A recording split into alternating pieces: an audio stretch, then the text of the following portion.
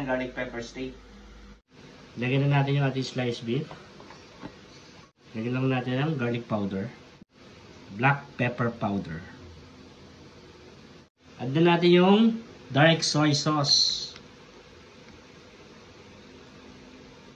Haluin lang natin. Ayan. Ayan, marinate muna natin yung ating beef. Kahit mga 30 minutes lang, lagyan muna natin sa ref yan. Sigawa muna tayo ng sauce. I-melt na natin yung ating butter. Nagawa tayo ng sauce ng ating pepper steak. Mag-add na tayo ng all-purpose flour. Haluin na natin. So ito yung gagamitin natin pampalapot sa ating sauce. Lagyan na tayo ng water.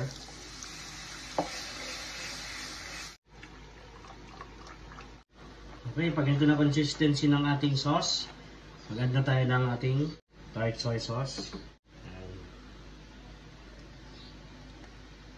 Liquid seasoning. Garlic powder. Black pepper. Haluin lang natin.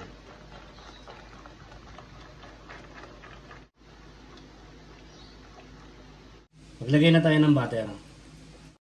Yan, makakatulong yung butter sa ating sauce. Makakatulong sa lasa, sa pagpapakintab ng sauce. Yan, luto na yung ating pepper sauce. So, lutuin naman natin yung ating beef. Lagay na natin yung ating marinated beef.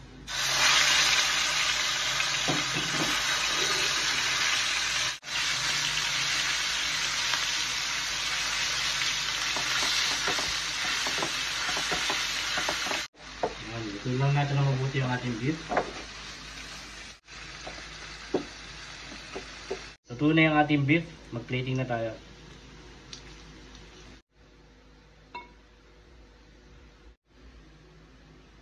Lagyan na natin yung ating sauce. Pepper sauce.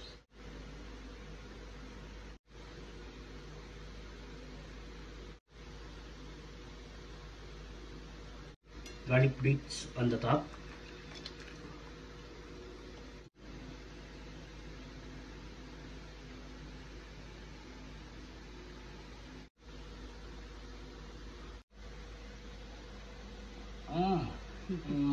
Lasa, no? Sarap. Grabe.